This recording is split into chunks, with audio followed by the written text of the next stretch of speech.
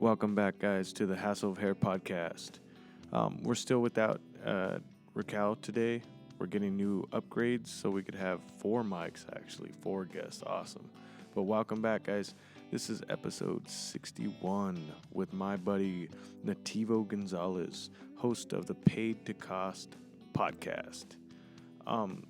Before we get into today's episode, I want to give a shout out to our sponsors, La Gloria Panderia. Follow them at La Gloria Panderia 1978 on Instagram and Facebook, La Gloria Panderia, best tres leches in the world. Also, new sponsor, Rough Riders Barbecue, made by my buddy, great friend, Bailey Rodriguez. I just want to give them shout outs. Go ahead and support them. Support those who support us. I love you guys. And keep on listening, and make sure you subscribe to everything that we're on, and make sure to follow up with more episodes to come. Love you guys. Enjoy the episode. So, welcome back to the Hassle of Hair, episode 60. 60. Yeah, you got an even one. That's what I'm talking about. Episode 60. Today we have Nativo. Nativo Gonzalez. Nativo Gonzalez. That's with a Z. Yeah, with the Z. 2 Z's, no S's. He's the creator of Paid the Cost podcast. I was on his podcast in July. Months ago, I don't know, man. Yeah, it was yeah, when you first started, huh? Yeah. Yeah. Yeah, you are one of the early episodes, man. And I met you through Facebook. Yeah. We both started the podcast at the same time. Yeah. No, I think you were a little ahead of me, Doug, because I think I'm on episode 29, so yeah, you're ahead of me, man. Pumping them out like crazy. Yeah. I'm dealing with the podcast like I did with training martial arts, like just constant. All in. Bah, bah, bah, bah, bah, bah, Yeah. Well, I've actually had to double up on my episodes, so I'm dropping Wednesdays and Saturdays now. Yeah. So it's a blessing. There's that many people to talk to. You know what I mean? That's awesome. Yeah. It's been great, man. That's a hard part, finding guests. You know, I for a long time, bro, I was winging it. So like, I'm still winging it. What are you talking about? Well, you know what I'm saying. Yeah. Yeah, for a long time, it was like, the day before I was supposed to get, knowing that I needed to have somebody on or something, I'd be reaching out to people, lightweight freaking out. But now I'm scheduled like 2 months out, man. Like, it's pretty amazing, man. And there's so many guests coming on now that I'm having to drop 2 in a week. That's awesome. Yeah, it's great. But scheduling is work in its own, right? Like it's a hustle on its own. Like I literally need to sit down. Like I had to. Because I was winging it a lot, and I had to sit down and just say, hey, I'm going to start hitting people up. I'm going to schedule them. I'm going to write it down. Well, it's a full-time job, bro. It really is. And the truth is I'll be really excited, like, oh, I have a Tuesday off to myself or a Thursday or something. And then you find yourself looking at your social media like, oh, what is – oh, yeah, let me hit this person. This is a great person. You know what I mean? Let me hit this person up. And then you hit them up, and then there's a conversation that goes into that, and then figuring it out. I had 2 conversations on the phone on my way over here, and I got to hit people back to tell them what times I have for them. You know what I mean? But what a blessing. Yeah, it's awesome. A lot of people don't reach out to people on social media because they think that they're not going to respond. And I figured it happens to me all the time, man. Yeah. There's some people that I've really wanted to get on the show, and they just don't hit you back, and you can see that they read the message, but you can't take it personally. You know what I mean? Maybe I've had a lot of people cancel on me. I've had I've actually recorded shows that I haven't put out because the people were so nervous. For real? Yeah. Yeah, that's crazy. Yeah. It's kind of a shitty feeling, man. You know what I mean? 'Cause, it's. I always take the blame for it. Yeah. You know what I mean? Because it's my podcast.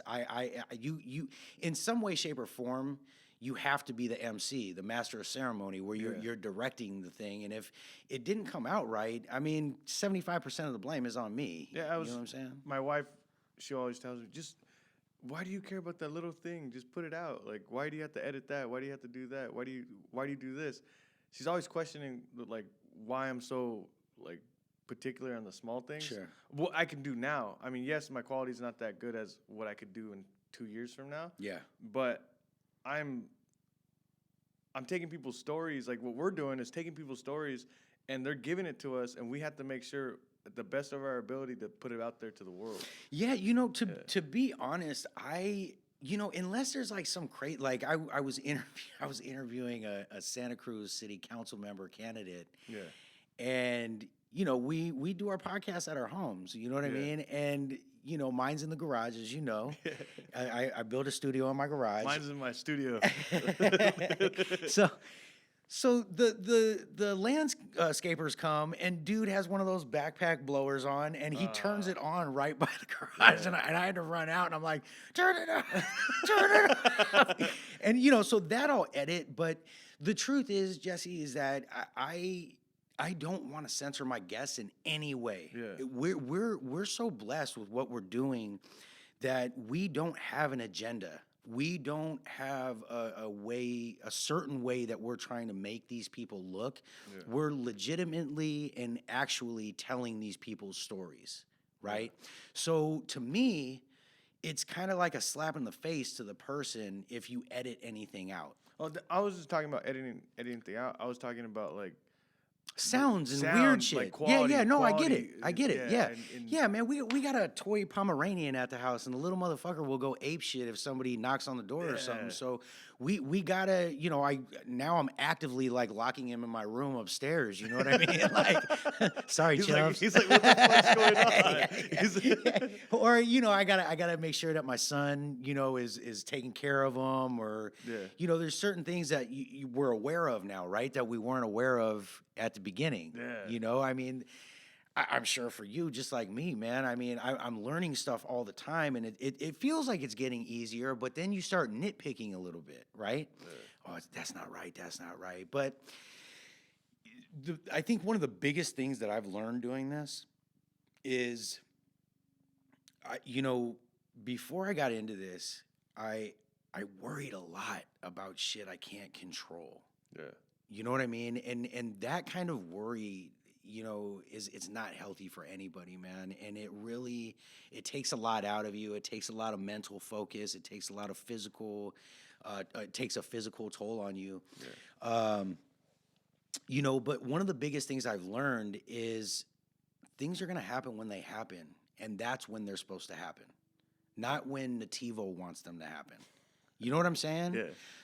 Did you get like, from talking to all these people, do you feel like you're getting better insights into life and to? Are you kidding me? Yeah, it's crazy, right? It's like I'm having my own university about people in my house. You're a Niner fan. Yeah, I don't really. Fuck that game yesterday. Whatever. My wife loves the Niners. No, but people that I thank everybody that comes to my studio because they're all teaching me something. Right? Yeah. I do have numerous new creases on my brain from the people that have been coming. Yeah. And I know we lightweight talked a little bit before we started this, but the national politics scene for me, it's too much now. It's overblown. It's fucking drama all the time. So I started looking locally, and a lot of the local positions, they're nonpartisan, meaning they're not affiliated with any party. I mean, they are, you know what I mean? But it's not something that they're running on.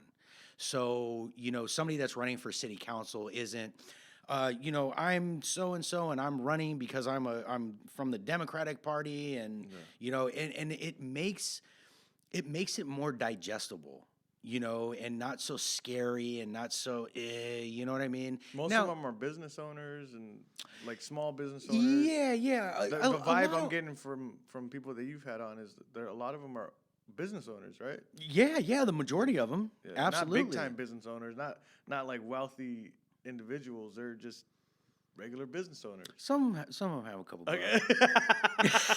Okay. Yeah, man, it makes it a little bit more stimulating. It makes it a little bit less mudslinging and blah, blah, blah. But on the flip side of that coin, it's a little bit more personal mudslinging. You know what I mean? Because if you can't say, well, I'm Republican and F the Democrats and that's why I should go in, they're like, oh yeah, back in 1995, you know what I mean? And you're like, whoa, shit. You know what I mean? And it's not huge, man. Nothing really big has come up. You know what I mean? I told you before that I was just scared to get into politics. Yeah. I don't think I'll just be honest. Like you're a business owner, right? So you're there's a reason why you should be into politics. You already know a little bit. Me, I'm just this dude that quit his job. I started fighting. Like I did buy a house. Yeah. But I'm coaching all this. I feel like I'm like intimidated a little bit to start getting into that scene. To be honest, like I think that's more realistic. What you're saying, you're intimidated by it, and that's understandable. You know, like, there's a lot to know. You know what I'm saying? Like, you know, even with I thought it was different for me to do the mail-in ballot this year, right? Yeah. Because usually, and I've told this story on my podcast, but. So what I do is I'm watching all the national shit. It's easy. It's on TV every day. It's on CNN. It's on the local news, right? Yeah. I mean, so it's right there. You see it. You know what's going on with all that stuff. Yeah. But to get the mail-in ballot, I was at home. And I had the book with all the propositions in it, right? And I was like, okay, this is going to be fun. I'm actually going to, you know, I'll pick a president and a vice president. I know who I'm voting for district supervisor. I know what city candidates I want in. I got those locked. But, you know, judges, I didn't think about that part. Yeah. And then all the propositions. And I felt like I was taking a timed test at school. You know what I'm saying? Because I would all right, Proposition 21. Open my book. Proposition. Oh, great, cool. So there's do's and don'ts and different people supporting these props. But it's not you're not getting a whole like book. Like when you're doing it's a time test because you're not reading a whole book. It's literally like this big it's a page. It's a page saying why you should vote for it or why you shouldn't. And then you don't even know. It's not that simple. Well, and it says, okay, the yeses are paid for by these people. I don't know what their intentions are. I've never even fucking heard of these people. Yeah. The no's, again, I don't know what your intentions are. So I voted on the props. I hope I did what was right for my conscience. Yeah. You know what I mean? I think that's very true with voting is you have to vote your conscience, which is also a reason that I'm not going to tell everybody on social media who I'm voting for because fuck you. That's how I feel. Yeah. I don't care what your opinions are. Those are your opinions, so you vote how you feel. But if I start posting about why I voted for this proposition, it gets into a lot of emotional conversation that I don't fucking care what you vote for. That's great. Vote for it. That's your conscience. You know what I'm saying? Now, that's not to say I have not. I have endorsed a county supervisor, a district county supervisor. I have endorsed some Capitola, California city council member candidates, and I've also endorsed Santa Cruz council candidates. Yeah. You're from Santa Cruz, 831 Central Coast, baby, in the house. You know what I mean? Yeah. So I are we transitioning now? No, that's what I was going to. No, I totally agree with you. When people ask, who'd you vote for? Are you Democrat, Republican? They're already looking for an argument. Like, absolutely. There's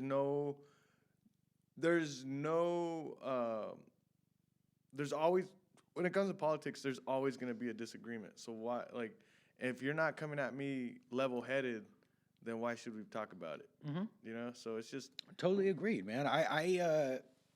You know, I think I am going to start doing politics. Just, you know, I gotta learn. Be light with it, man. Don't if you take it like super seriously, and you should take it seriously. Yeah.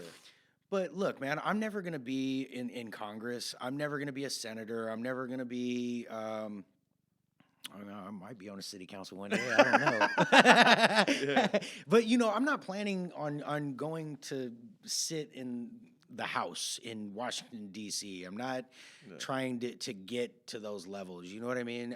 I think it's important to have an understanding of how our government works. Because, look, we both have children. And I mean, for me, my sons are my contribution to the future. And I want them to be well versed, and I want to make decisions that are going to suit them for their growth when they get old enough, and for their kids and for their kids' kids. You know what I mean? So there is a reason to have your hand in it and to vote your conscience. But you know, I mean, to hate somebody else for what they believe in, that's bullshit. Yeah. You know, that's not, you know, it's hard to have discussions, and it's hard to be honest. You know what I mean? And I think that's where social media has really taken a turn on our society. It's a great thing. It's a great tool. Yeah. You know what I mean? And it's just like money. Money's a great tool, right? Yeah. And my analogy with money is, you can dig a hole with your bare hands. Yeah. But it's easier when you have a shovel. And that's what money is. You can live life without money. It's possible, Yeah. but it's a little easier when you got some money. You don't necessarily have to go hunt to eat, right? Yeah. I don't know how to fucking hunt. Yeah. You know what I'm saying? So it's there are things that I don't necessarily think you have to know every single working part of, but I think they're an important thing to have a baseline knowledge about. Yeah. You Because know what I'm saying? For the kids. I mean, I do want to start learning a lot more about politics. I now I have this thing that I've created. I could have people who I want on to tell me like what it is. I could start learning. Yeah, you know? yeah. And it's crazy. I built my own university. Like Yeah, yeah, I love it. Like, Yeah. it's kind of cool. It's great. But yeah, yeah. Before we get into your story, I did want to say it's crazy. I was thinking the other day. I was smoking. Yeah. And I was thinking, I was like, what are the things I remember as like a kid? What are things that are remembered from the past years? Not the propositions. Those affect us in our bank accounts, in our lives, and they do affect us, right? Yeah. But what are the things that are remembered the most? And I started thinking like hip hop. Hip hop made waves, you know? Yeah. Hip hop did a lot for the communities. Music, art, all the creativity, it sticks with people. Yeah, And for sure. that was like, I think my first interest in doing the podcast was art. I didn't even know. I started having artists on. I started having hip hop guys on, and I was like, man, yeah.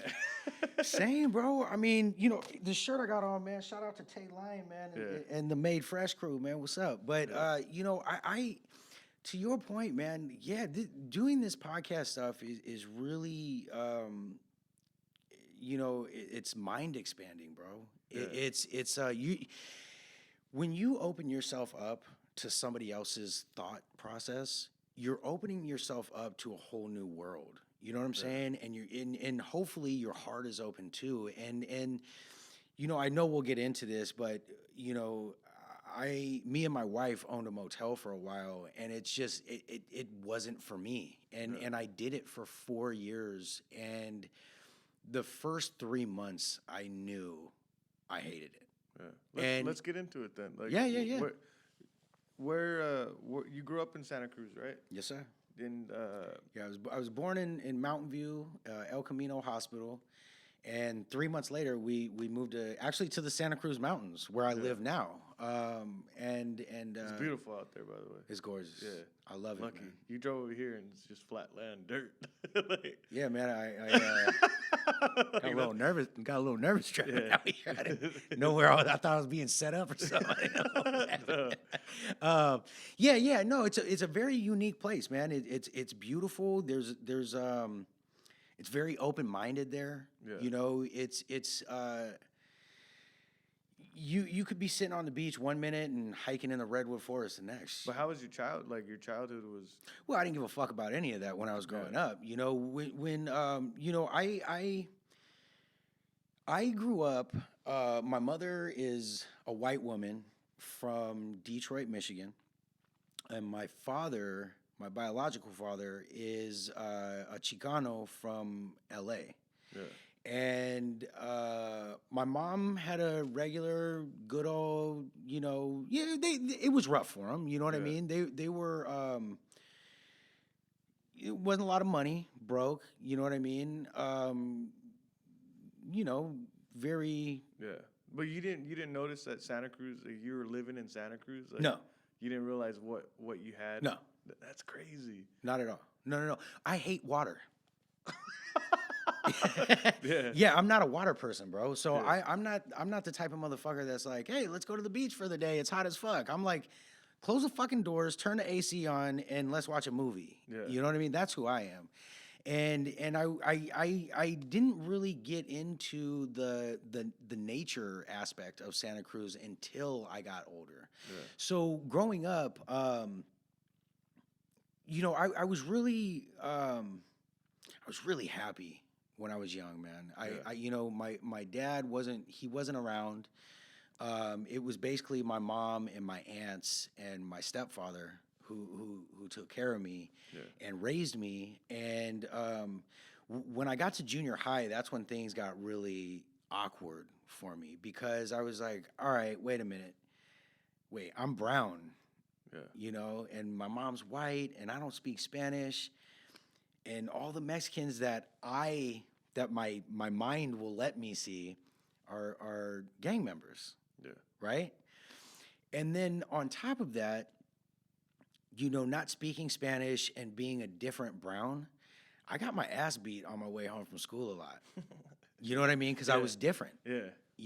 And that led me to a different path, which was, hanging out with street dudes and getting into that scene. And I started thinking to myself, because I was trying to find my father, because I was trying to find myself, that's the path that I thought, okay, well, my dad was locked up.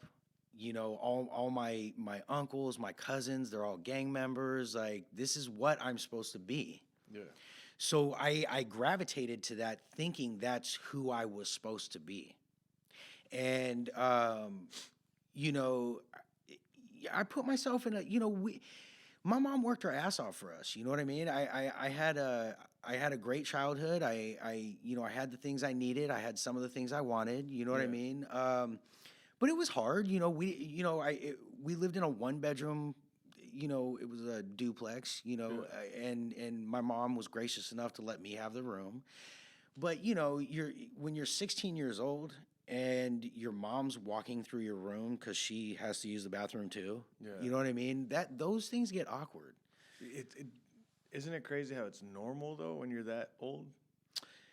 Yeah, I mean,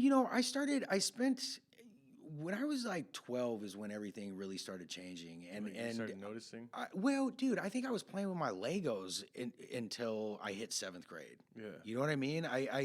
I still wasn't hip to the outside world or anything, or I was lightweight sheltered. Yeah. You know what I mean, which was a blessing. But.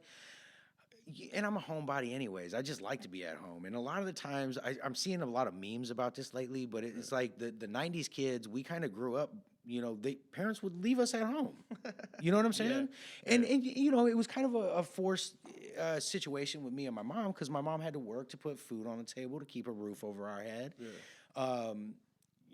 clothes on my back or whatnot. So I was home a lot by myself. And for a long time, I'd ride my bike home from school. I'd dump out all my Legos on the floor. I'd put on cartoons, grab something to eat, and I'd play with my Legos until Mom got home. And then I would ride my bike all the way across San Jose, like home alone. I would just take off. Yeah, I wasn't adventurous like that. I was scared. Oh, okay. I was scared. Like, my mom put the fear in me too, bro, because she had to be my mom and my dad, right? Yeah. So she had to go extra hard on that fear. You know what I'm saying? And not that she was like, oh, the world's a scary place or anything like that, but it was more like, if you get out of line, I'm fucking you up. You know what I mean? It's because she didn't have the time to baby me. Yeah. You know what I mean? Like, I got to go to work. I need you to be cool. You know what I mean? And so I wasn't like, oh, well, I'm going to sneak out and ride my bike for an hour. I was like, well, fuck it. I'll play with my Legos. I don't give a But that worked though, right? That worked. Absolutely. Because your mom doing that, for some people it doesn't work. It's not. I don't know, because I don't know anybody that when their parents put the fear of God in them. Yeah. I don't know anybody that is homeless or like everybody that I know that's been through something like that. They're successful people in their own right? Absolutely. So everybody says it's not the way to do it, but it worked. Like, Yeah. Look, man. like, Look. I'm not saying hit your kids like crazy, But that's not what she was doing. But Yeah. like, look, bro, we didn't have a car. Yeah. So she was riding her bike to work. She would, lug all our laundry up to the laundromat and then take a taxi to the grocery store, go back to the laundromat, fold the damn. clothes, come back home in a taxi with all the groceries and the clean clothes. Like, I saw my mom being a beast. You know what I mean? Like, so I was like, okay, this is what you do. You have to focus. You have to get these things done. That's what it is. You know what I mean? So, but then I hit junior high and I'm looking around and I'm like, yeah, fuck that. Like, I want to kick it. I want to be around girls. I want to talk on the phone. Yeah. I mean, we were drinking Old English 40s behind the library like when we were 12, 13 years old. You know what I mean? And then you start, okay, birds of a feather flock together. So you start finding the other like-minded and kind of similar situations, and you form your group. And then you have each other, and you're drinking 40s together now, and smoking weed together now, and you know what I mean? So, I just got to a place in my life where I was like, okay, I'm done being locked up. You know what I mean? I'm going to go explore. I'm going to figure this out. And, I'm 14, 15, 16, and I think I'm like 28. You know what I mean? Literally, So, yeah, I Did you, so I, transitioning to after high school, like, I don't know if you want to talk about what we were talking about earlier about the addiction and all that. You already fronted me out, so yeah, let's talk. I didn't. No, I'm just kidding. Well, of course. I didn't know how to transition. I'm I an messed open up. book, bro. I wear my Yeah, heart on my yeah, sleeve. okay. I don't give a shit. I'm But just that's giving what you I was some trying to shit. get into. I was just trying to see like what.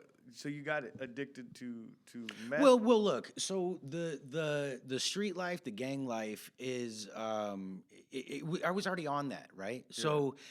You're getting fucked up with dudes that are older than you, right? And sooner or later, cocaine comes out. Sooner or later, I mean, back in that day, we were doing crank. You know what I mean? Yeah. It's kind of like a natural progression in that world, right? You drink, but you want to keep the party going, so you put some shit up your nose. You know what I mean? Or you smoke a little bit. So, I had been doing drugs like that, not super steady or anything. You know what I mean? Maybe 2-3 times a month, maybe more. I don't know. It wasn't like an everyday thing, but Friday night you go out, you drink, do a little something. You know what I mean? So what happened with me is I moved to Las Vegas, and I was working at a car rental place, right? Yeah. And one day, me and this dude were washing the car, right? And he's like, oh yeah, I sure could do a line right now. And I'm like, oh yeah, do some blow, fuck it. You know what I mean? Whatever, And he's like, no, I'm thinking something a little stronger. And I don't know what the fuck he's talking about, but I'm like, yeah, whatever, like. How old are you? 20, 21. I turned 21 in Vegas, so I was probably 20, Fuck 21. that guy. How old was he? Older.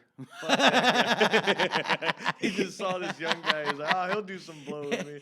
He was just a meth head. Yeah. I mean, but he was one of those dudes that like he did meth every day, but did everyday normal shit too. That's like fucking crazy. He'd get up and eat and like fall asleep. Yeah. Like it was normal. You know what I mean? Yeah. But so anyway, so he goes over to the washroom. And he kind of sticks his head out and he goes, hey, come over here. And I'm like, yeah, okay, come over. Yeah. And he's got fucking meth lined up. And I'm just like, okay, fuck it, and just, so I went down the rabbit hole. Yeah. You know what I mean? And, I understand where you're coming from, but I can't blame anybody for the things I do. Yeah. Right? You know what I mean? I could have said no to that. You know what I mean? But it started getting into like, I went home and I told the girl I was with about it, and she was like, well, I want to do something. It's crazy because every addict I talk to, I'm not saying you're an addict, but former people that were addicts or people that dealt with drugs, they remember the first time when they was like hooked. Was that your first time? Nah, I no, because like I said, it's always kind of been there. You know what I mean? Yeah. Like look, man, my dad was a heroin addict. You know what I mean? For a long time, bro. He's been in like every single penitentiary in California. Yeah. My mom comes from an alcoholic family. My mom drank a lot. You know what I mean? Like it's not No, I don't remember the time because it was It always, was always there. yeah, I mean, dude, Okay. 12, 13 years old. That's fucking young, dude. My son's that old right now. You Yeah. know what I mean? And I was doing those things then. Yeah. You know, not I wasn't doing blow or crank or anything Yeah. then. I think that was probably like a couple years later, 15 or 16. You know what I mean? That's crazy. But no, I don't remember it because it was always a steady stream of, you know, it was always prevalent. It was always kind of there. Yeah. You know what I mean? But so anyways, you know, she wanted to do some, and then it, you know, it turned into like a, you know, every week. And look, mind you, we don't really have any family down there, right? I didn't have any family down. She did, but I didn't, right? So I'm in Las Vegas. I'm 20, 21. You know what I mean? And I'm like carefree. I don't have anybody watching me or telling me what to do. I got my own apartment. I got a job. I'm taking care of my shit. If I want to do this, I'm going to. Yeah. You know, so it became more often and more often and more often, you know, and you know, we ended up moving to a little town in Northern California called Paradise. And I brought my habit or addiction with me, you know, and it got way worse up there, man. You know, Yeah. but the relationship I was in was not, it wasn't a lifetime thing. It was one of those things, you know what I mean? You're Yeah. with somebody for a little bit of time, you guys do whatever, and then, Yeah. you know, on to the next thing, right? And so that, you know, we split up when we were up in Paradise, and that's when it just all just, you know, it just got bad, bro. Yeah. It got real bad. It's crazy. It's crazy to hear you talk about this stuff because I went to do your podcast. I see your family. I see what you got and what you do. You're a business owner, and it's crazy to hear you say this. You know, like Everybody's got a story, Jesse. But how does someone, you know, how do you're successful in your own right, getting past that. I don't know what you're about to say, what happened, but I'm just saying that's pretty. Yeah, admirable. I'm blessed. Yeah. I'm blessed. I'm a child of God, man, and Yeah. and God has always had my back. Yeah. Always, For bro. some- I know for a fact that I am protected by every feather on the wing. Yeah. You know what I'm saying? And I don't know what it is, or you know, but I'm blessed. You know what I mean? But what had happened is I'm staying at my friend's baby mama's house. Yeah. I'm renting a room from her, and all this real chaotic shit is starting to happen around me. And it's the disintegration. You know what I mean? When you get that spun out, shit starts going wrong. So I'm laying on this bed in this room, and I have a 12 gauge sawed-off shotgun I'm laying with. I have a couple Paranoia? other. What's that? Paranoia. Yeah. Okay, that's why I was like, like Yeah, the shotgun yeah. just- I'm paranoid as fuck, bro. Yeah. Some real bad shit almost happened a couple times, bro. But anyways, because of my paranoia. Yeah. But I'm laying there and I'm laying on a bed with all these guns and shit. I'm spun out of my brain, and I'm thinking to myself, something just fucking hits me. Something fucking hits me, and it's God. Yeah. It's the only way I know how to describe it. That God told me it's time to stop. Yeah. So I picked up my phone and I called my biological father, who I don't talk to that much. And I call him and I say, "Hey, I'm sick." And he says, "Okay." And he says, "I'll call you right back." So he calls one of my aunts and he calls me back, one of my mom's sisters. And he calls me back and he says, "Okay, you're going to go to this aunt's house." Right. And I'm like, all right. So I pack all my shit and I have this girl take me down there, and I get to my aunt's house, and man, literally I slept for 3 days straight. 3 days straight. And I'm like 160 pounds. My ribs are sticking out. Like, I'm fucked up. That's crazy. You know, and my aunt, like a little bird, is like nursing me back to health, right? Were you going through withdrawals? Oh, dude, it hurt. It hurt. What does that feel like? I mean, my bones hurt. The inside of my bones hurt, bro. Yeah. That's yeah. a crazy way to explain it. Like the inside of my bones. Like It was painful, dude. Yeah. I mean, bro. I mean, I was smoking meth, snorting meth. I was eating meth. fuck. I'd put it in a zigzag paper and swallow it, and it gives you like this weird kind of ecstasy high. Yeah. So, and I'm doing this every day on a constant basis. My homie said, he was like, bro, he said, Monday, it's like you were fresh, brand new, you wanted to party, you were hella cool, you were buying 40s for everybody and blah, blah, blah, blah. Tuesday, kind of the same thing. Wednesday, you start getting a little weird. Thursday's weird as fuck. Yeah. And then Friday and Saturday are like blowouts. And then Sunday, you're finally getting some sleep and then back to the pattern. You know what I mean? So you're going that hard for that long. You know what I mean? It's gonna have an effect on you. And so anyway, so I'm in Vacaville, California, where my aunt's taking care of me. And, I finally got back on my feet and I found myself a little job and I was like, all right, I think I'm ready to go home now, to Santa Cruz. And this is 2004. So I shoot back out to Santa Cruz, man, and it was a little rough at first. I stayed with one of my cousins and I met my son Junior's mom because my cousin is with her brother, and it just kind of happened. Family And thing. yeah. And so, I'm getting back on my feet, and I got this little whatever job, and then I got a job at Costco, and I worked there for years, and then I saw the Best Buy being built in my town, and I was like, shit, I've done car audio stuff before, and I really liked it. I think, yeah, I can be an installer over there, right? Yeah. So, man, the place is still being built, right? And I find out where they're doing the interviews at, and I just bombard them. I'm like, you guys got to hire me. You guys got to hire me. And finally, they hired me as a part-time installer. Were you dealing with meth at all? It was gone? Like, it was gone? No, I was done, man. That's awesome. It was done. Every now and then I'd party or whatever, but not to that extent. You know what I mean? I had kicked it. You know what I mean? awesome. And look, I've had my falls. I've had my slips. You know what I mean? I'm not fucking perfect, and I didn't do it with AA or NA. I actually lightweight grew up in that.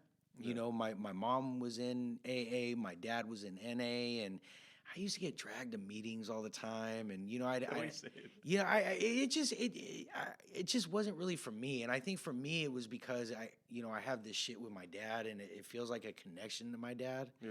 And I just didn't really I didn't vibe on it, man. So I knew that if I was gonna get clean, it was gonna be because I got clean. Yeah. Nobody's gonna tell me this, and this, because look, man, like I said before, I've always walked with God, strung out even. Yeah, I was still praising God, right? The fact that the Best Buy was right there when you're trying to get your shit together, or get your life together. Well, this is my gradual step up, right? Yeah, and I have these weird evolutions in my life. Like every 4 to 5 years, I evolve into something new. Yeah, and it's a fucking trip, bro. And so anyways, I go to Best Buy, they hire me. I get hired on as a part-time installer. I work my way up to full-time installer. Then I work my way up to lead installer. So I worked there for like 5 years, man, and it's super blessed. They let me run that install bay, and it was because, for the most part, I didn't come to the managers with problems. I tried not to. If I had to go talk to the managers, I would say, hey, XYZ is going on with this customer. This is what I think we should do. Well, okay. Yeah, go do it. Great. It's one less thing for them to do. Yeah. You know what I mean?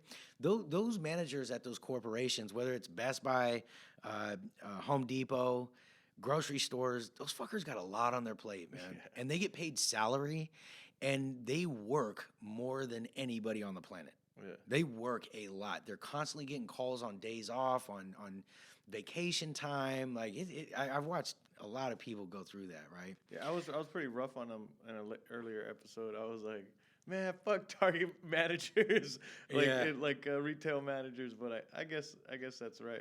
Well, you got to understand, bro. And I've seen it firsthand. Like one of my uncles, he's always worked in the grocery industry, and he's worked for Lucky's and Albertsons and all those places, right? And I watched it. I mean, the motherfucker would have a week or two vacation, and they're like, "Oh, yeah, the dairy loads come in. What do we do? Well, are you fucking dumb? Like, fucking put it away." You know what I mean? Like, Yeah. but it's got to be stressful, man. You know what I Yeah. mean? And it's just not. I can't do that shit, man. It's not That's for crazy. me, man. But so, anyways, Yeah. so Best one Buy. day, one of the managers comes back into the install bay, man, and he's like, your metrics are really good, and blah blah blah blah. And I was like, okay, cool. I'm fucking out of here. I'm gonna start my own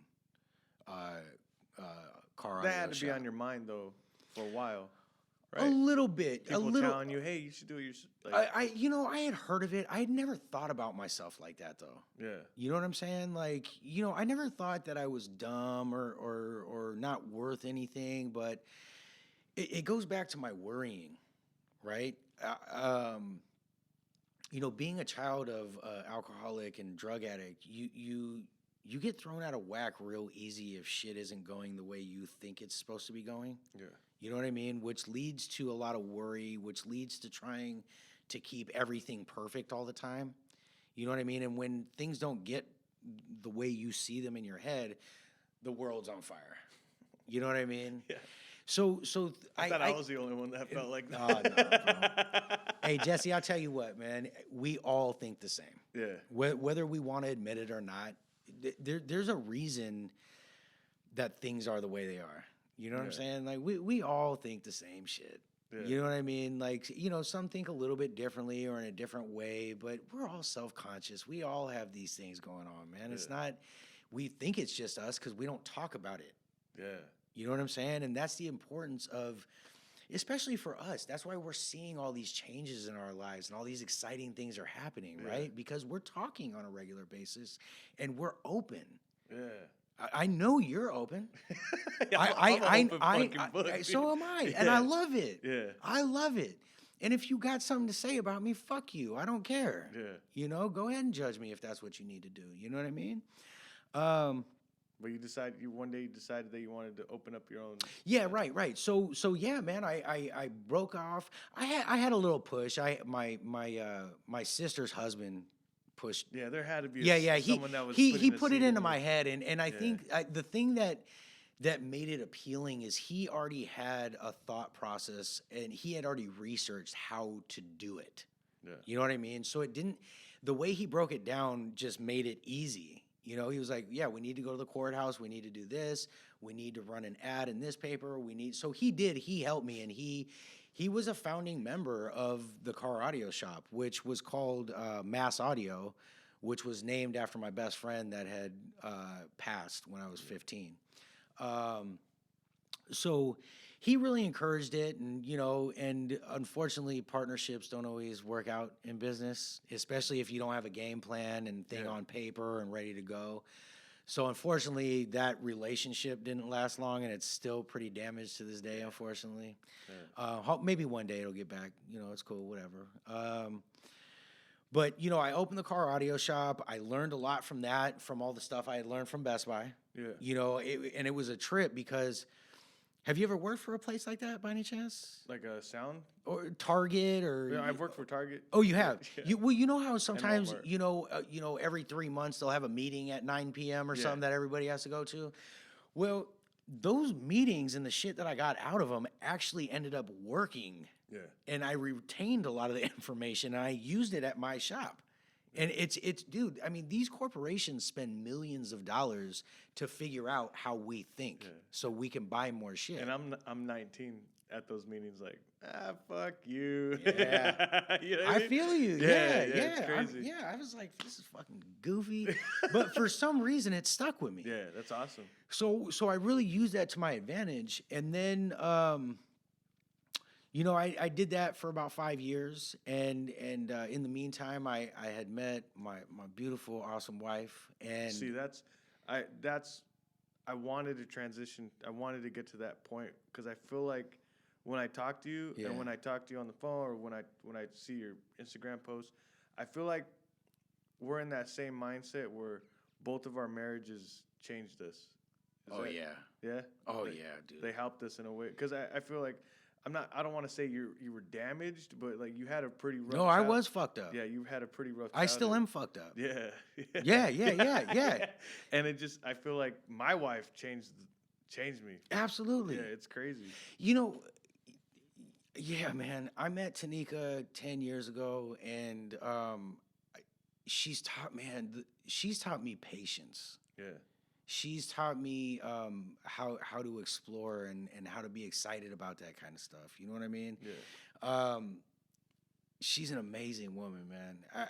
I mean, you know, I had never left the country, and one day she was like, "Let's go on a trip," and I'm like, "Cool, you want to go to San Francisco?" Yeah. You know what I mean? And she's like, "No, let's go somewhere.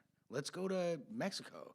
Yeah. And I'm like, "What are you talking about?" Like, I don't do that kind of stuff. Let's just stay home and play with Legos. Yeah.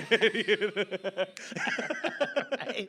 Yeah. Yeah. So But man, that's when you met her. It was after you did you so you ended up leaving the business, the sound car audio? Yeah, the car audio once you. No. She was there from the beginning. Oh snap. Yeah, we had met when I was working over at the Best Buy. Okay. Yeah. So she was part of that. She saw me come up with everything, or you know, me and this gentleman, she saw the whole thing happen, and she supported me through the whole thing, man. Yeah. Excellent stuff, man. But that's awesome. So where are we at? Now I'm losing my train of thought. You had just sorry. No, I really wanted to point that out. Was that like I think the relationship with the wife? Yeah. And now that I know that she was there from the beginning of the car audio, it even makes even more sense, right? Oh yeah, man. Yeah. She's just an awesome person. Yeah. So she says, you know, let's go to Mexico, and I'm like, it was hard for her to get me to want to do that, but we decided on doing it. We got passports, like went down there. I had the time of my fucking life. You know what I mean? It was just, I mean, that's our roots. Yeah. You know what I mean? It's not where we're from, but it's where our ancestors are from. You know what I mean? That land down there, it's sacred, bro. It's important. You know what I mean? We need to be in touch with what's going on down there. Yeah. You know what I mean? To an extent, you know what I'm saying? But knowing your history and where you're from is important, homie. It really is. It really is. Because when you have that information, it gives you a chance to make an educated decision on your future. Yeah. You know what I mean? And one of the things that I love doing with my mom is I love hearing her tell stories about our family. Yeah. You know, where my grandma's from, where my great grandma's from, like how our family got to California. She's from Michigan. Yeah. How the fuck did we end up in Santa Cruz, California? Yeah. And it turns out that my grandma was actually adopted by this foster family, and they brought her out here to San Francisco on a trip, and then Santa Cruz was one of their stops, and San Francisco was actually my grandma's main destination, and she lived in San Francisco for a long time, you know, and then our families migrated down to Santa Cruz. I don't know if you know, but this month is Adoption Awareness Month. For real? Yeah. Shout out to all of them, man. Shout out to your grandma. Yeah, for sure. No, but you had just when you guys had a fallout, you and your family member that started the business with you. Mm-hmm. Did you end up closing the business or no? So you were still running it? Yeah. Awesome. Yeah. And it was a one-man show, so it was real, like, you know, I opened the garage door when I was ready to work. I scheduled appointments when I wanted to work, and, you know, it was awesome, man. The car audio shop was really cool because when I first opened it, I got this huge shop. Yeah. You know what I mean? And the overhead was huge, and I just didn't have that clientele yet. You know what I mean? And so I stayed there for like a year. I don't even think I stayed there for a year. And I actually, the landlord was kind enough to let me break my lease because I found somebody else to go in there. So he was stoked, right? Yeah. I went from that huge shop to a quarter size of the shop. It was literally, I had a little office, I had a place for one car, and I had a little place to sell my product at. You know what I mean? So it was perfect. That's awesome. It was just you. Yeah. That's fucking badass, It was, bro. Because you go into stores and it's just... Well, I go in there, man. I turn my music on full blast, pull the car apart, put everything in it, turn it down, call the person, they come pick it up. And bro, I mean, you could do 4 cars a day, right? You could do a deck install, 4 speakers on each 4 cars, man, you're good. Yeah. Because all of a sudden I go from getting a paycheck from Best Buy for the installation that I'm doing to getting paid from the product and the installation. Commission from the product. Well, yeah, because you're putting a markup on the product that you're buying, right? Yeah. So you're buying product from a distributor, because I got a resale license. So I was buying wholesale, and then I'd sell it for retail. So you'd make, a couple bucks on, a stereo. You make a couple bucks on the speakers, but that's the importance of throwing packages together. So you're profiting on every little piece that you're selling, plus the main profit is coming from the installation, because in California a service is not taxed. Oh shit! So if you're installing a car stereo for $30 or $40, that whole $30 or $40 is going right into your pocket. I need to come up with a service. Like, goddamn. Yeah. Yeah, man. There's all kinds of shit you could do, man. Yeah, that's crazy. Yeah. It's funny because what year was this? That I was doing that? Yeah. I opened the car audio shop in 2013 or 12 or 13. Yeah. Yeah. So I just, like when I turned 18 in 2008. From 2008 to 2020 to 2022, I was really big into trying to get my. Wait a minute. Sorry, 2010. You're working in the future, homie? 2010 to 2012. I was trying to get my 88 town car, my 88 Lincoln. Yeah. To have a good system in it. Yeah. But the engine sucked. Yeah. But I had still got that system in there, didn't you? Yeah, I had 2 12s in the back. Yeah. What are those things on the side? Tweeters? The little speakers on the side? The tiny ones like that? The really tiny. I had them tweeters, I had it on the side. I had most of it was stolen though. So yeah. So you're rolling around booming with high pitched noise going into your ear, not really. Yeah. It might be the reason why I can't hear. My favorite is somebody comes in, and some people used to come in and be like, I got $200. I want a stereo. I want some 6x9s. Yeah. I want 2 12s. I'm like, motherfucker, that's $1,200 right there, bro. You ain't got enough, dog. I'm sorry. But it's a thing. You know that's a thing, right? Like when you have a good system, it's like you feel like you're on the top of when you're young. Yeah. When you're young, I mean, see, that's something I learned, man. It's the car audio thing to me, there's a lot of motherfuckers that are older than me that still do car audio, and God bless them. You know what I mean? But to me, it's like, all right, dog, wait a minute. I was installing an alarm one day, and I'm like pretzeled up in the bottom, under the dash, right? And you're cutting all these wires. I'm like, I can't do this when I'm 55 years old. Yeah. It's not gonna work, And there was a situation going on at my wife's family's business, which was a motel. They're in the hospitality industry. And this is how you transition to Yeah. So it not the greatest way to transition, but my mother-in-law unfortunately got really sick. She had stage 4 cancer, and she ended up passing away. And they lived and ran the business, lived in the motel and ran the motel for 25 years. And rest in peace to my mother-in-law, man. But my father-in-law was like, all right, I think I'm done. You know what I mean? Yeah. So me and my wife talked about it a lot, and she told me, she was like, I don't know if we should do this, and I was like, no, we're gonna do it, because once I get a thought in my head, I gotta go. Yeah. I have to do it. There's nothing that's gonna tell me that I'm not gonna do something. Yeah. So we ended up moving into the motel and taking over the motel. And it was the worst decision I'd ever made in my life. You know what I mean? Yeah. Not literally. I have to really step back when I say those kinds of things, man, because look, I'm a homeowner. That motel helped me buy a home.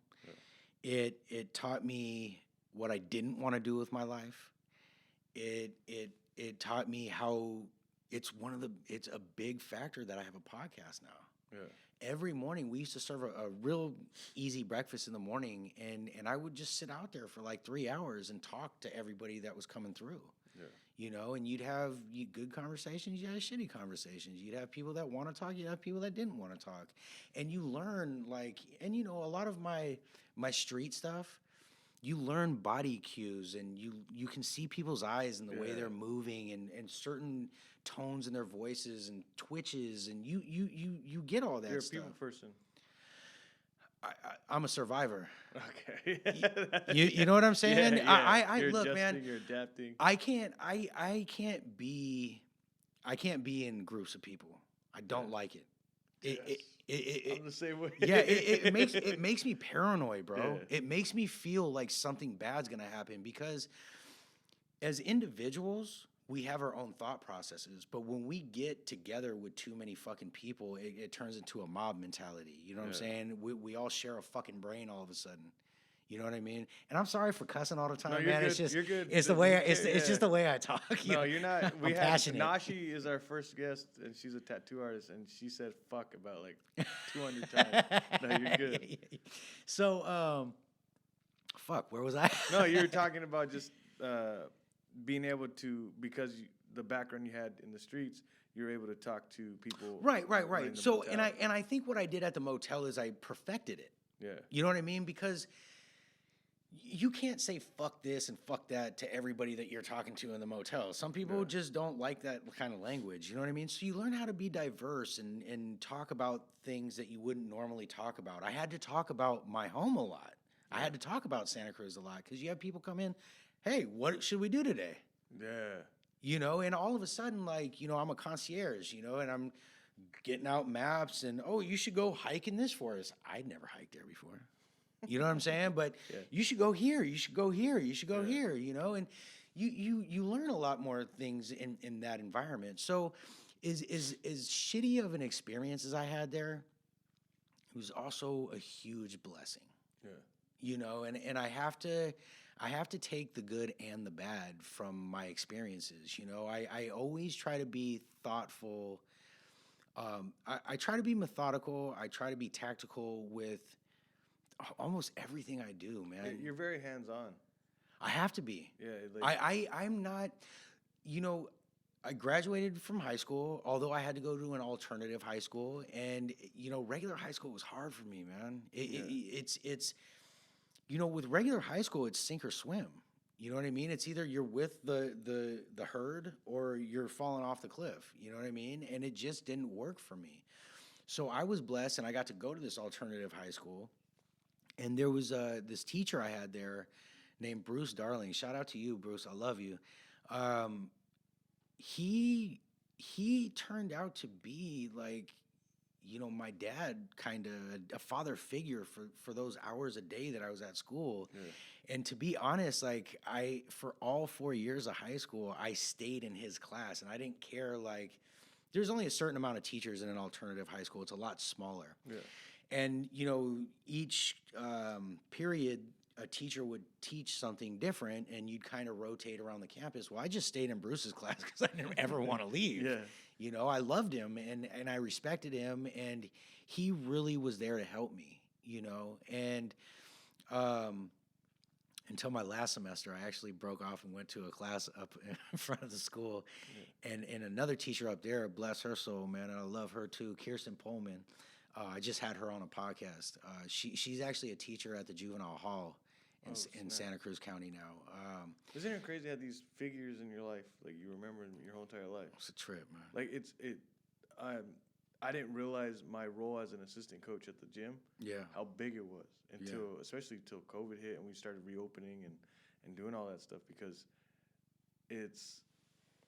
these kids are looking up to me. Like, it's crazy. It's a weird feeling now that I know that they're looking up to me. I'm not trying to be like conceited or anything, but I'm trying to say like I'm seeing them, like, when they're saying coach. When the first person said coach, that's a weird feeling, dude. Yeah. Like, it's and now I start thinking about all the people in my life that helped me, and then I start thinking about the people that fucked me over, that they could have done something, you know. Yeah. And I don't want to be like those people. So every kid that walks in those doors, or every kid that comes to my life, it's just like, I gotta put a good foot forward. Yeah, remembering your high school fucking teacher. Like, yeah. Like, that's awesome. Well, you know what? Like I said, man. Look, I think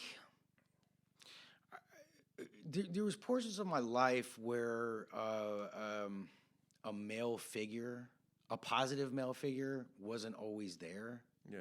So the ones that I do have in my life, like I really latched onto it and remembered it. You know what I mean? Like I grew up with a single mom, and aunts. You know what I mean? And they're great, fucking awesome people. You know what I mean? But when you're a young man, you want a man to tell you what it is to be a man, and I'm being told what a man is from a woman. Yeah. You know what I mean? So that'll skewer your perception a little bit too. And it wasn't malice. It wasn't like she was intentionally doing something bad to me or anything. She was doing the best she could. But it wasn't always the right stuff. Something that my mom said to me. We got evacuated from the fires in August, and I was down at my mom's house. We were kind of going in between my mom's house and my father-in-law's house, and me and my mom have a lot of conversations in the backyard on the swing. You know what I mean? And one of the things she told me was, I'm really proud of the dad you are. And the truth is I sometimes the things that you do with Junior, I don't know if they're right or wrong, but I know you're doing something right with him, and it's cool hearing that, you know what I mean? And it's cool hearing her say I didn't know if I was doing the right things. You know what I mean? Yeah. It's different because, when you think about a parent, you think, that the reason they were doing shit because it was the right thing to do. Yeah. The truth is that all parents are doing what they can the way they know how and what they think is best. Yeah. You know what I'm saying? And it's hard. Yeah. It's hard being a parent, man. Yeah. It's not easy, man. But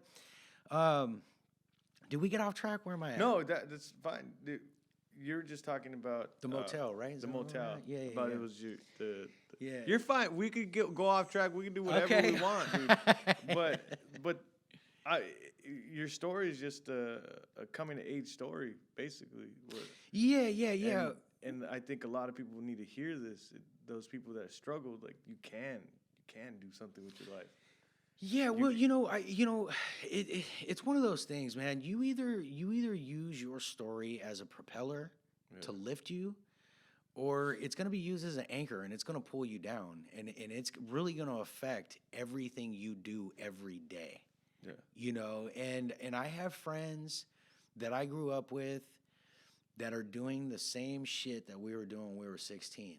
You know what I'm saying? And I have friends that are still getting locked up and starting over every time they get out. And, we all have these paths and we all have these stories and we all get to use these things the way we see fit. You know what I mean? And I'm just blessed that God gave me the ability to use my story as a propeller. Because I could still be with my awesome wife and have Junior and have this other, my new son on the way, but still be a fuck up. I'm not saying I'm perfect. You know what I mean? I make dumb fucking decisions all the time. You know what I mean? But I try to look at my sons as my contribution to the future. Yeah. So being very mindful about what I'm feeding Junior into his mind, into his soul, into his well-being every day is really important, man. One thing that I remember when I was young, when I still went to my dad's house, was, I know a lot of people hear this on my podcast, but I wake up at 3 a.m. every day. And 5 o'clock. I'm at 5 o'clock right now, not 3 a.m. I need that time, man.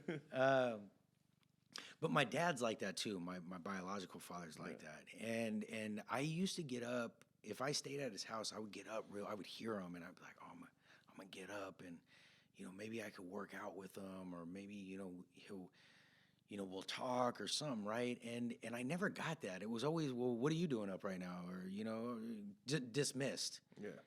Why don't you go back to bed, or why don't you do this? And I was always, and I just realized this. I just had this epiphany about this situation a couple weeks ago with Junior. And I wanted to be included. You know what I mean? And that's what I'm doing for Junior now is that I'm including him. And something that I learned with him that I don't feel like I necessarily got from my mom, which is it's not a put down in any way, but you know, she would say like, "No, don't do that." Right? And you're like, "Okay, no, don't do that. No, oh, I get it. Don't do that in front of you. Don't get caught doing that." I get it. You know what I mean? So when I tell Junior things now, I explain to him why. Yeah. This oh, oh, I get that, Dad. You know what I mean? So it's not so no, no, no, no, no. You You know know? what's crazy is I mean, it's my stepdaughter. I don't know if you know. I've been raising her since she was 6, just turned 6. Yeah. I was 22, and then I was 25 when my sister moved in. She was 18. Mm-hmm. Wasn't the most adult person when she moved in, right? Mm-hmm. And I've always had that mindset. Even at 22, it was explain, talk to, because I never got that when my mom passed away. I mean, people know that. Listen, my mom passed away when I was 15. She was always like that. My mom let me do whatever the hell I want. She let me be the person I was. Right. And then she passed away, and my dad was like, "Dude, you're not normal. Like, be normal." You know, like He would tell you that? no, that's what he was. He's trying to 'cause we beat had, into you. Yeah, because we had a conversation not that long ago, me and my dad, and he's like, "I wish I would have just let you be you. I gave you too many rules." And so when talking to my sister and my daughter, it's like explaining to them like what right and wrong, but be free to do whatever you want.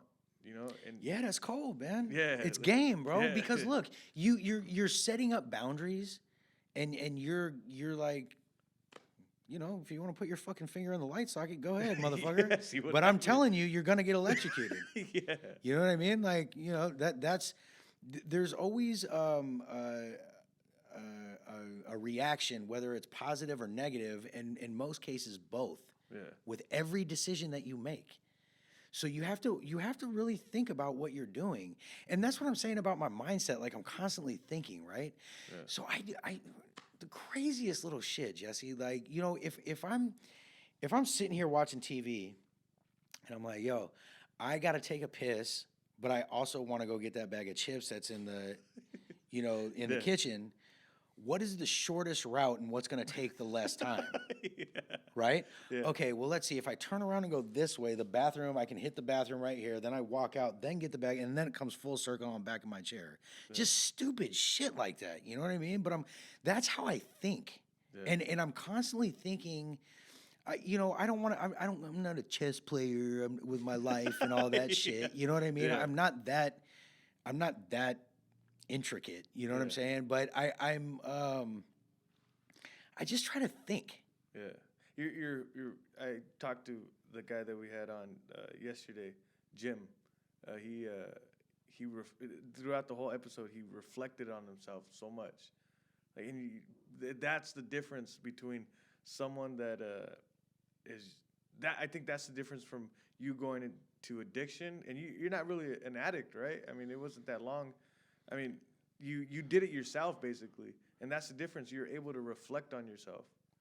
A lot of people don't do that. That's reflection. Yeah, well, see, the reason I don't say I'm sober or anything though Yeah. is because, like, look, man, I'm not sober. I'll drink every now and then. Yeah. You know what I'm saying? Like, I'm not that. I feel like it's almost mocking that, and I don't want to disrespect those people either because Yeah. AA and NA, it's big and it works for people and it's a Yeah. powerful thing. It's just not for me. Yeah. You know what I'm saying? But it goes back to, for me, it's part of my childhood that I didn't like. Yeah. You know, I have this sense of going to see my dad, my biological father on the weekends, and you know, I get over there on Friday and hey, Saturday we're going to an NA meeting and you and whoever your stepbrother or stepsister is that weekend, or you guys go play. Yeah. And it's like, okay, fuck, cool, man. I get to wait an hour while you guys talk about whatever the fuck you're talking about in there, drinking coffee. You know what I mean? And it just, for me, it doesn't sit right with it brings a bad taste into my mouth about my past with my dad. You have a podcast now. I do. Which is like, it's not AA or NA because it's not a group setting. You're not a group person, but it's still almost the same thing. It's right? therapeutic, bro. Yeah.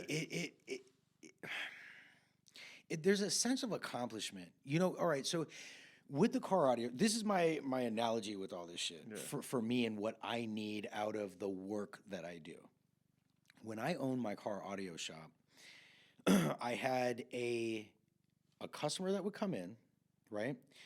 And then for me, the funnest part of owning the car audio shop or selling is the selling. Yeah. I love that shit. it gets you amped up because you're like, yeah. Dude, the first time I talked to you on the phone, when you first talked on the phone, I was like, this dude's probably a salesman or something. Why? Because the way you talked was just so like, it was structured, it was compelling, it was just like, you dominate a conversation. Wow, thank you. Yeah, you do. That's positive, right? Yeah, it's positive. No, it's like, Thank you. You know what I mean? Like, it's just a salesman's pitch. Yeah. Well, you know, that's the thing, though. Like, I don't use the word pitch or anything like that because I was like, buyer's remorse is something you don't ever want anybody to think or put your name in a sentence with. Yeah. Right?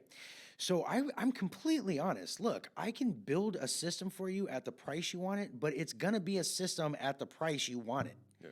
It's not going to be this fucking, 415s and 12 6x9s and you know what I mean? Like, so I'm honest.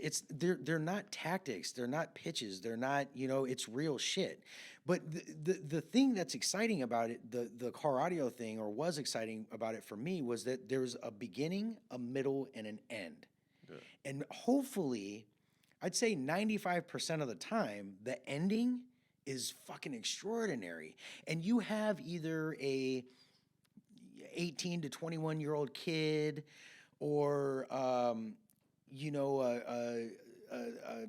42-year-old man who drives to work every day that having a touch screen with navigation on it and Bluetooth is going to simplify their life. Yeah. And they're stoked on it. Or again, you have this kid who's been saving his money from the job he's been working so hard on to put a system in his shitty ass fucking car, but he's so happy at the end. Yeah. And I need that.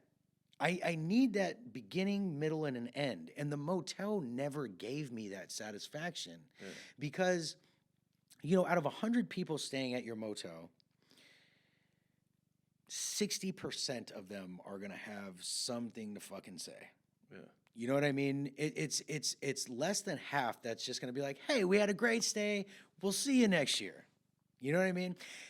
Usually it's, yeah, we had a great stay, but... Yeah. And usually it's shit that I had no control over. Well, yeah, I mean, it's right by the boardwalk, but it's right on a street corner. Well, what the fuck do you want me to do? Levitate the fucking building with my mind and put it to where you want it? Yeah. Like, fuck you, Yeah. And it's those things that I have a hard time with because it's like I said before, I'm all about quality. You know what I mean? So how do you explain to somebody that just stayed at your motel for 3 days that you can't change the location of a building? Yeah. You know what I mean? Or how do you smooth that out? You know what I mean? Yeah, well, sorry, next year I'll put you in a different room. I don't know. You're still going to be on the corner, a street corner. When did you start feeling like you didn't really like the business? The motel business? Yeah. 3 months into it. And you stayed with it. You still have it or no? No, we got out of it in August 15th of this year, yeah. and COVID had a big effect on us. Yeah, we probably could have got through it. You know what I mean? But we had just remodeled all the rooms, so we were paying back that loan. Yeah. And then COVID hit and everything shut down, and the people that own the building, they're very, very accommodating. They wanted to help but I just couldn't mentally sustain what that place was doing. It drained my soul. Yeah. literally. Like I didn't have that love and compassion and empathy to give to anybody, including myself. So I was pissed off all the time. I was constantly stressed out. I would yell. I would fucking just be pissed. You know what I mean? Just all the time. And then just super just bummed out that I was there by myself most of the time. Yeah. You know what I mean? And so it was a blessing that COVID hit. And I don't mean, when I say that, I don't mean to disrespect anybody that is really going through it or has lost somebody. Yeah. That I don't, this isn't celebration or anything, but for whatever reason, this was a blessing to my family. Yeah. And how the podcast came about was, I think March 16th, Santa Cruz County shut down. And I had a couple employees that were at the motel. There's a 2-bedroom apartment in there. They were living in the apartment. So basically nothing was happening down there. They were just living down there. Yeah. So I started going on these massive walks, 10, 12, 15, 20-mile walks a day. And I was listening to music, and I love music, but it started getting old. You know what I mean? And it was like, all right, yeah, cool, blah, okay. And then I remember my brother-in-law said that he had started listening to podcasts on his way to work. And I was like, well, shit, let me try one of these. Yeah. So I started listening to podcasts, and I was like, man, this is fucking dope. You know what I mean? Like these stories, I can picture everything in my head. Yeah. And Joe Rogan, he's a god, man, and I loved all his guests, and I love his thought process, and I love that he's so good at the conversation, and one day I was like, fuck, I think I can do this. Like I've walked so many different paths in my life that I know all these different people. I wonder if I could do this. And I sat on it. I sat on it for weeks, bro. Because the first person you got to ask is the wife. You know what I mean? Hey, yeah. We're going through all this shit. What do you think about me doing this, right? So I'm like, I know I got to talk to Tanika about this. I know I got to talk to her about it.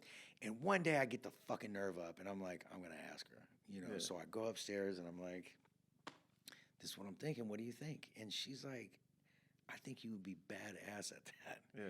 And I was just like, oh my God, So then I talked to one of my best friend in the whole world is this dude named Big Jim, man. And coincidentally, we're cousins too by marriages and stuff. You know what I mean? But my best friend in the whole world, man, I love him, and we talk every single day. And I talked to Jim about it. He said, Nativo, and Jim is great guy. But I would say he's more pessimistic, realist. You know what I mean? Where, I don't know about that, buddy. You know what I mean? And how are you gonna make money? Yeah. I don't know, buddy. And I told him, and he said, Nativo, I think that's gonna work out pretty good, dude. I think it's gonna work out better than you even think, right? And I'm like, oh shit! Like Tanika's saying it's good, Jim's saying it's good. Like, fuck it. Yeah. So I researched, got the equipment, got my first guest, and just that's where I'm at right now. That's awesome, man. Yeah, it's crazy. We have I was the exact opposite. Everybody told me I was crazy. Like, what are you doing? Yeah. Like, it's just podcasting is a weird thing that I think both of us, we started in the same time, right? Kind of the same reasons, COVID. But for me, it's like, people, it's not about the list. People are like, how many people are listening? Dude, it could be one person, but the fact that totally, the fact that it's the connecting with people, like the people I've talked to and got into their head about stuff. It's just, it has done so much for me and then my family. It's great, and I guarantee you, your son. Seeing all these people that seeing them. He's tripping, dude. Yeah, it's crazy, bro. Yeah. I mean, look, it's like I look, man. I mean, people bring through like merch. Like I've met.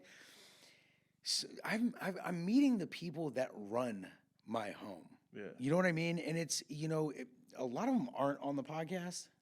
You know what I mean? But Yeah. because I'm having these other people on the podcast, especially with the local politics stuff I've been dealing with, like I've been exposed to like some crazy shit. You know what I Yeah. mean? Positive, you know, and it's humbling. It's humbling, dude. I interviewed the chief of police, Yeah, that Andy was a trip. Mills. I was like, what? Yeah, Andy You Mills. guys were like on the other side Yeah, of the table. and look, Wait, why bro. was it in your kitchen? So it was during the time we got evacuated from the fires. Oh yeah, we didn't even get into that. Yeah. So I actually I did. It was called the CZU August Lightning Complex Fire that Yeah. happened in the Santa Cruz Mountains, and I'm not totally sure of the reasoning of the name, but there was a couple lightning strikes that hit some spots up there that sparked these fires. Yeah. So we got evacuated, and like I said before, we were jumping from my mom's house and my father-in-law's house, and I did a whole episode about the fires and how to, get resources, or I had a gentleman on that talked for vets. That this is where vets can go if they need any help with anything. Yeah. I had a nonprofit on, and she said where donations were being given and taken. I had a truck club that they were doing a fundraiser drive, and another gentleman that owns a food truck. I call him Superman, but his name's Rob Sanders, and he owns Saucy's Food Truck in Santa Cruz, out of Santa Cruz, and he manned up and just fed a shitload of firemen up Awesome, there. man. And I had some other people on too, and I did that in my mom's kitchen. Okay. Besides grabbing the safe and all Yeah. the important documents, the third most important thing to me was all my podcasting shit. Yeah. So I grabbed all that stuff and I did interviews all day out of my mom's kitchen. That's awesome. And then the chief of police was scheduled, and I hit up his secretary, and I talked to him, and he said, "No, we're good, bro. I'm still coming on." And I was Yeah. like, "Fucking awesome!" So I did that episode at my father-in-law's house, and that's why we were in that kitchen. Yeah. So yeah, but man, what a trip, man. You've gone from living in Santa Cruz, your mom was a single mother, to basically kind of like living this dark life as a meth addict, right? Me? Yeah. Yeah, not my mom. Me. Not your mom. And then you went to Best Buy. Then you went to selling the car audio systems and working on cars for audio. Open up your own Mattel, and then all of a sudden COVID hits, and then boom, like you have a podcast now. Yeah. Like it's just, dude. It's weird. It's evolution, bro. And the things that It's not. You're an inspirational person. Like there's probably so many times when you could have just sat down and just like, I'm just gonna stay here where I'm at. Like, and that's not. Look, man, it's not what life's about. yeah. But a lot of people don't think like that. Yeah, you know what? And I think that's where I start to get crossed, because I can't. Literally, I cannot understand somebody that doesn't want more for themselves. There's a lot of people out there in the TV. I don't understand it, though. I don't either. I don't understand the mentality. Yeah. You know what I mean? And I'm not talking down on these people. Yeah. I'm not better than anybody. I'm not. I'm willing to do the work. And one thing that God has blessed me with is I have fear about things, but when it comes to money and business, I don't have fear about that shit. Yeah. You know what I mean? Like, if there was a thought in my mind that the podcast wasn't going to work, I wouldn't have done it. Yeah. You know what I mean? But I knew that it was going to work.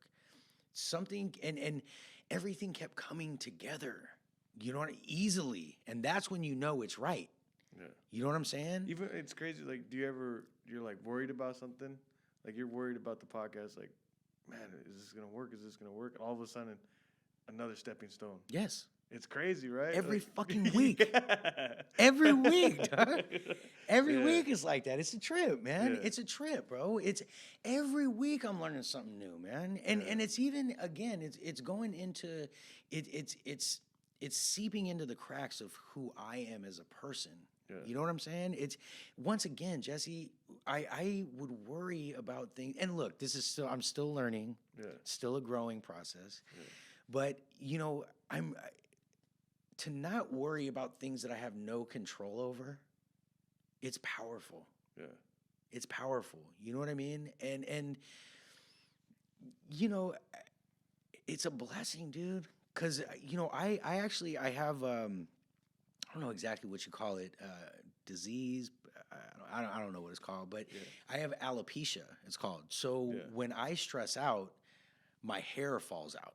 Oh snap! So no, you told me that before. I Yeah, think, so basically what happens is your pores close up like that. So your pores are open like that and allows hair to grow through. But when you stress out, it closes like that and it doesn't allow the hair follicles to grow. Yeah. So you know, having all my hair right now, I mean, I don't usually look at the back of my head. You know, it's cool. It's comforting. It's like it's not another thing to worry about. Yeah. You know what I mean? Like, the first time that I had one of my first alopecia moments was I think I was like 16, dude. Yeah. And I'm in high school, and I have this huge patch on the side of my head. And when you're that young, Dude, my daughter was.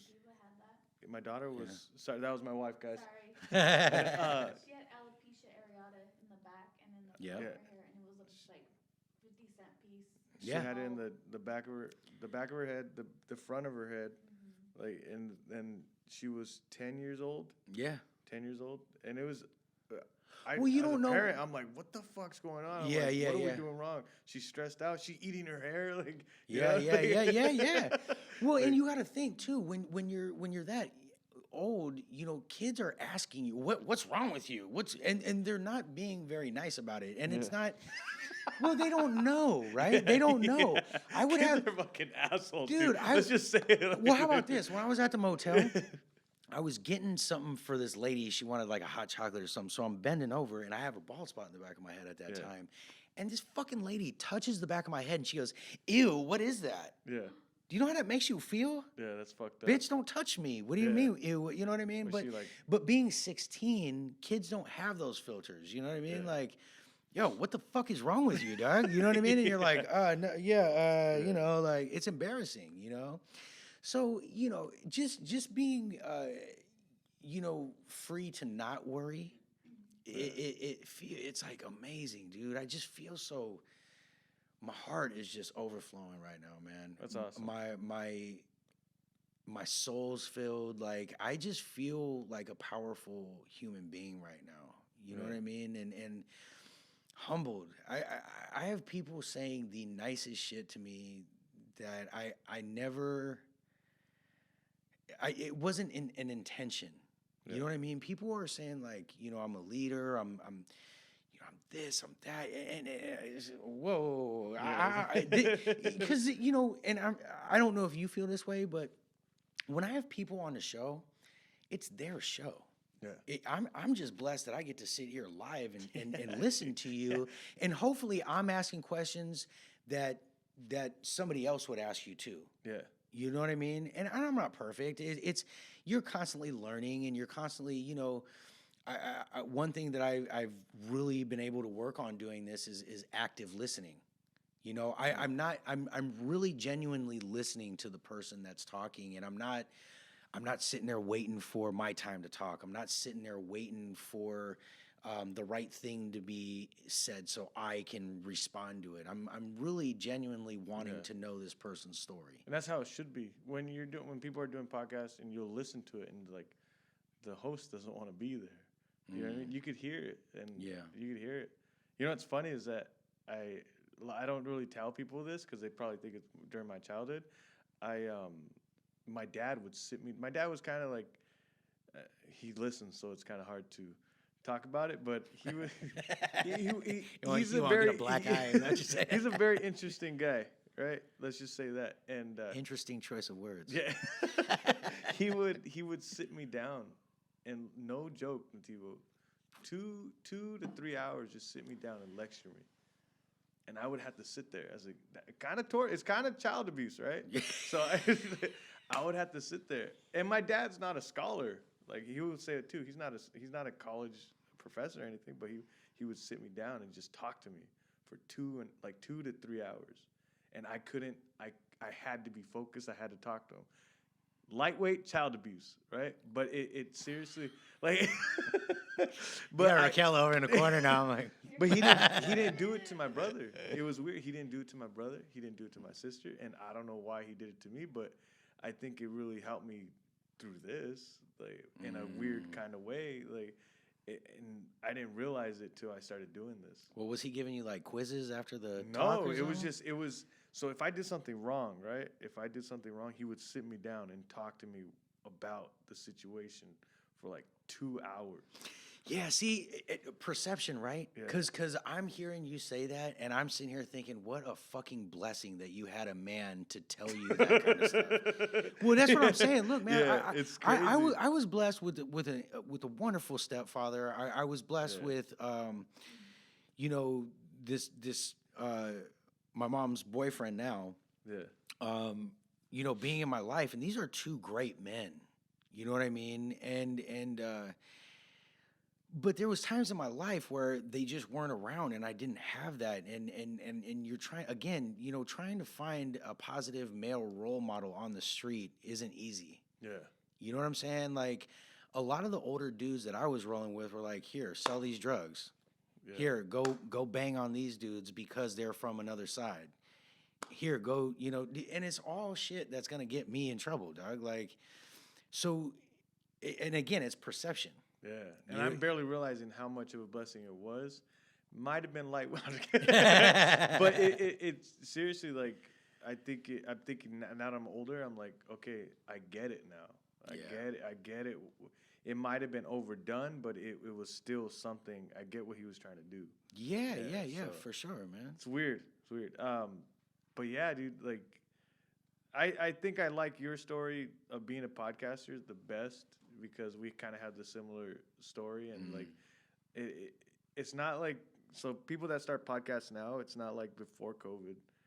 Everybody that's starting a podcast now, it's like they've had something dramatically change in their life, right? Yeah. And I think you're on a great route, man. Man, I appreciate you, bro. Your guests they're just rolling in, and I got to start hustling for those the politicians on my... Yeah, man, I would urge you to do so, man. Yeah. Especially, what's the fucking date? Yeah, tomorrow, everybody's voting, but I would give it like a couple weeks after, and then start reaching out to the people that did get in. Yeah. You know what I mean? And see if they'll give you a little bit of time, or maybe the people, it's too like fighting during the elections. It's like they're just fighting, right? Like it's perception, though. But the thing about it is, I've never just seen to be this out many the way. Signs. I've never seen these many signs. Oh, I know. The dude running for mayor, bro. Yeah. He blew up that field over there, dog. He's fucking doing it. Yeah. But you were saying, what you were saying? Oh, I was just, just get into it and ask questions. You know what I mean? And I just think it's important. I think it's important because I'm getting older and I'm caring about different things. If you would have asked me about this shit when I was 21, I wouldn't have gave a fuck. Fuck you. You know what I mean? But I think because you're into being a dad, and I think if you focus on the future aspect of it and what these people could possibly do for your community, because look, man, these people are a lot easier to get in touch with than I originally thought. Yeah. You know what I mean? And what a blessing that we can reach out to a city council member or the mayor or a district supervisor or, a police chief. Not that is a political standpoint, but these people in our communities, they're tangible, that you can reach out to them. And our tax dollars, our votes are what are putting these people in these places, and it's almost like we have a right to know who these people are because they're making decisions based on our lives and our communities. You know what I mean? So you want to, you're not always going to get your way. Yeah. You know what I mean? But to have a voice in it, it's powerful. And the older that I'm getting, the more important community is. Yeah. You know, and we all have a role in our communities, in our tribes, in our villages, or however, you know, whatever you want to call them. You know what I mean? But it's important to be part of it, and it's important to give back, and that's for me. I think that's why my heart is being so filled and my soul is being so filled, is that I feel like I'm being of service to my community, to Santa Cruz County, to the Central Coast. You know what I mean? It's a very fulfilling thing that I feel like I'm doing. You're doing a fucking awesome job, dude. I appreciate you, man. Keep it up, man. Thank you, brother. Check out Nativo's podcast, Paid the Cost podcast. Paid the Cost podcast. Paid the cost. Paid the cost. Like paid the cost to be the boss. Yeah. But Paid the Cost podcast on Instagram. Check it out, guys. Like, Nativo is one of the first persons to really reach out to me and like help me. He actually gave me the interface, the Focusrite, to have better quality. And he's one of the many people that helped me on my journey. And I'm always gonna remember it, dude. Like, for real. It's like he has reached out multiple times and he's helped me. So I just want you guys to go check it out, follow him. Gonna have you on multiple times, hopefully. Absolutely, man. Let's just keep vibing, man. You know what I mean? It's crazy that I'm actually making friends. You know what I mean? Yeah. And it feels good because, you know, I always thought the only friends I would ever have were the dudes I grew up with. You know what I mean? Because you have that connection, you know. And I've always been scared to reach out and find that connection somewhere else, like I was cheating or something. You know what I mean? But you know, to be able to reach out to you and pick your brain, or reach out to, you know, a music producer or whoever, man, it's incredible. Yeah. Reach out. Reach out. That's we're gonna end it on that. Reach out. All right. But thank you, dude. Thank you guys for listening. Yeah, absolutely. Love you guys, and see you guys next time.